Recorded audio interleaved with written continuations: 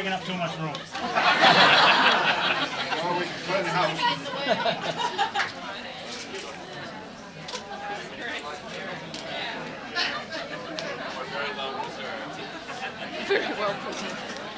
Who Slim has the same hat that he showed up at homecoming. Slim had the same hat that you had back in 1939. I was going to say 52, Slim, but 39. And Bunny Bass, who I have a letter from Bunny. Bunny was either the first or the second ski club president. Still a board on the board of directors, Larry. Bunny Bass, still on the board of directors of Sugarloaf Mountain Corporation, and Bunny made it as far as Turner this afternoon, and according to his daughter, it wasn't Bunny that decided to turn around, but Mrs. Bass that said, hey Bunny, we better turn around and go back. And first Bunny wrote me a letter and said that he regretted that he couldn't be here tonight because he had other commitments, and then he called us the other day and said, and talked to my wife and said he was all excited that he could be here, and then because of the storm he couldn't be. And I know, and I'm speaking I think for Buddy right now, I know that he would have enjoyed being here and seeing all of the people that have turned out for this. But I'd like to have Wes Marco and Slim Melvin come up, and I don't know what Wes is going to talk about because we really haven't discussed that, but he'll tell you something maybe about Phillips, Maine, and some of the Phillips kids. Wes, are you still here? Wes? Now, Wes came all the way up from Bath today. Wes wasn't going to be here either because he has to take his daughter back to Boston in the morning, but he's made some special arrangements to be here with you this evening, too. Wes Marco.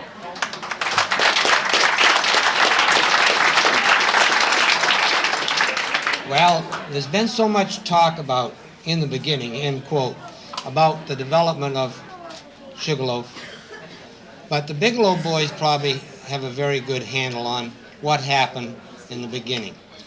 They had the place over on Bigelow, and Amos had widened out the Appy Trail from between Little Bigelow and Bigelow, so it was skiable in places. There was one place I remember distinctly that I was side-slipping down, and I had 7.3 skis, and my tips hit, and my tails hit. And he says, God, Marco, I didn't cut this trail for long skis. Anyone who knows Amos knows that that's just the way he'd retort to something like that, you know? It was, if he liked you, or if he knew you, he was quite sarcastic and caustic about everything, you know? And if he didn't like you, he was very polite. But if he liked you, I remember cutting the trail up here, and Stubb can verify this, that, gee, he'd make you stay right till it was pitch dark, you know, and we had 100 miles to drive to go home, but he wanted another tree cut. And the first time in the beginning, like I said, when I climbed Bigelow with Amos and Stubb, I think Stubb was 14 years old. You know how long ago that was. And we got about up where the gondola line, gondola mid-station is, and it started to freezing rain like it did today. They had a little inversion at that time, and it started to freezing rain, and it would rain all, you know, you'd shake yourself and it would come off in big sheets. And anyway, we didn't really like, Stubb said he couldn't find his way out of the woods, you know. Ellen told him that. But we didn't dare to come back down through the swamp, because there is a swamp down there, there used to be anyway. And so we slabbed around the mountain, and Stubb found an A on an exposed rock, which was the Appalachian Mountain Trail. And we came back down, right? You remember that? There was a half-inch of ice on my car, too. Anyway, that was in the beginning. But I think what most of you people might be interested in is a little story about one of the first races we had on Sugarloaf. And we had been holding races at Farmington, and give Farmington the credit for having started serious racing in Maine, because we had races for 4 or 5 years before we had any up here to Sugarloaf. But of course, Sugarloaf in its size and eminence took over the major races after that.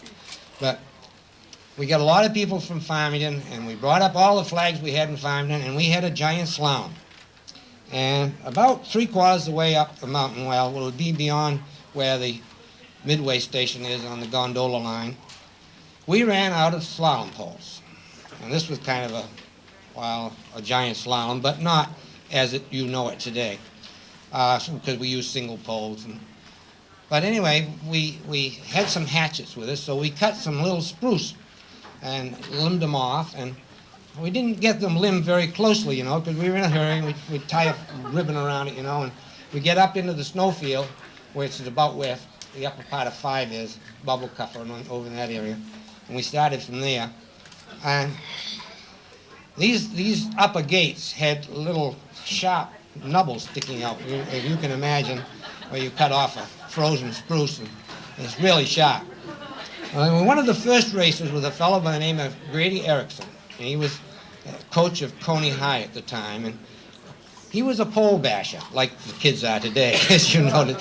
And well, anyway, Grady started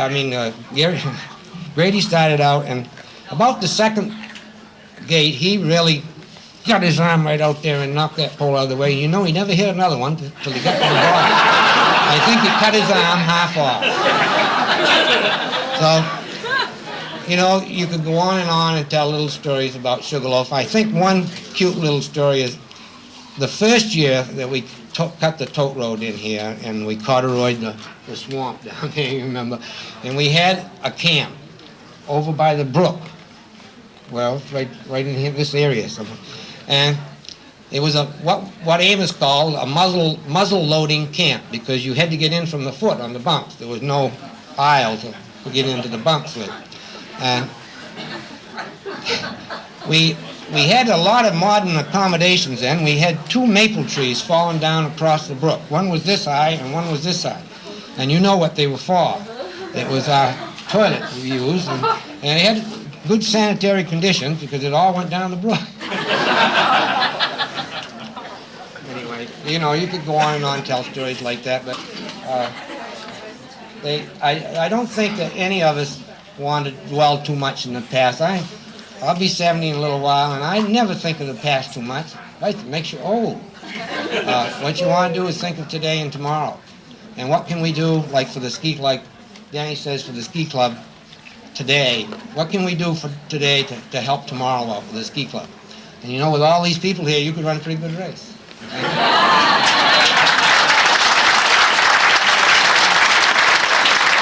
Gave it to you.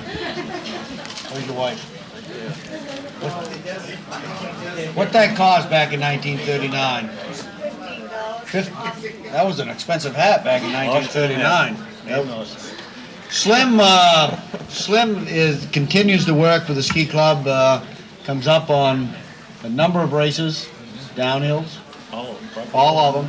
Okay, and you go back again. You go back in the records, 50. Well, I don't know about 1950, but 1954, 55. 47 we used to start coming over here. 47, okay, so I'm wrong again. You're going to find, you know, Walter Melvin's name there, and this is, you know, the type of individual that has, you know, that has made Sugarloaf strong and the Sugarloaf Ski Club strong. Walter Melvin. Thank you. Well, I can't say much. They're pretty well covered it.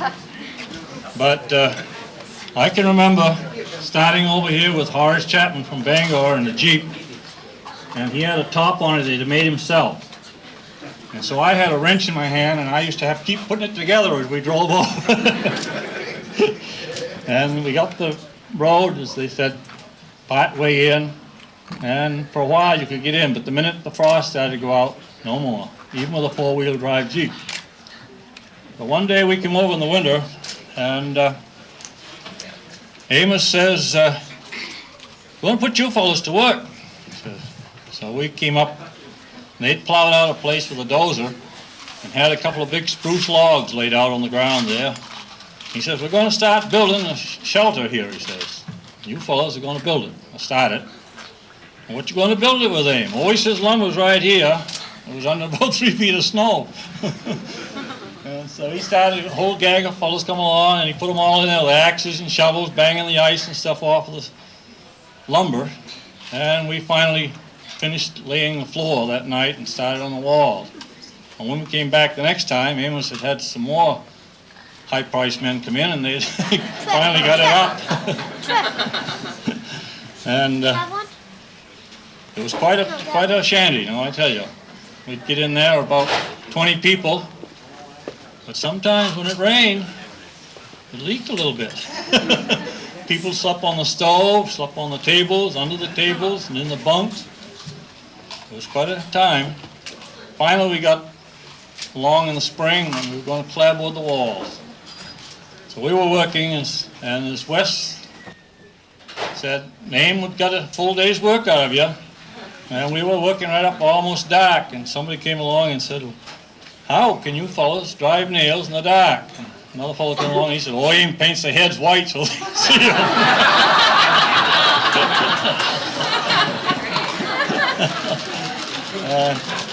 I remember way back, I can't remember which one, first or second race, maybe the third. Amos had from New Hampshire come over. Joe Dodge.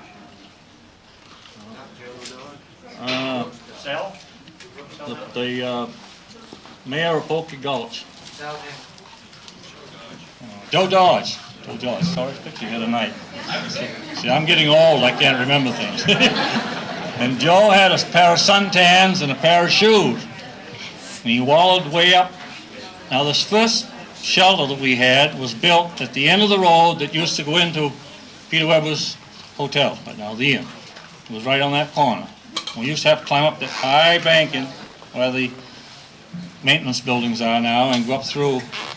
And Joe wallowed all the way up through there in the snow to judge the race, and then wallowed back down through. And he was wet, because he'd sink till into his hips every step.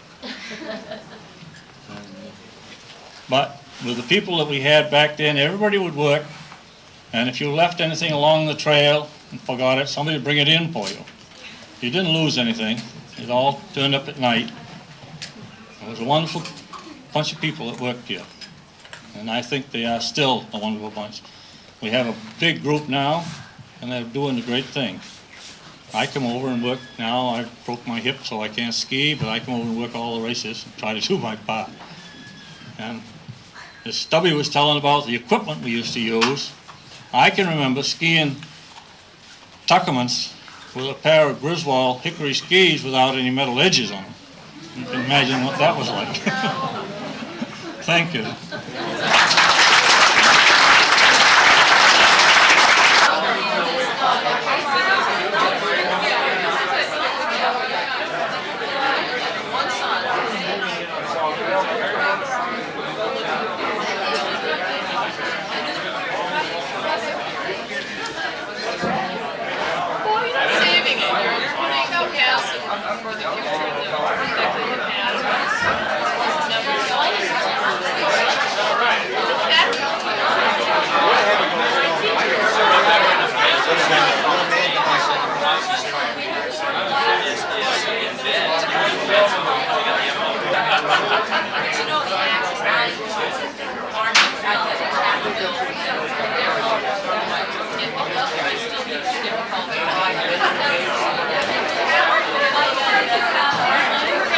You don't believe it? I'll bet.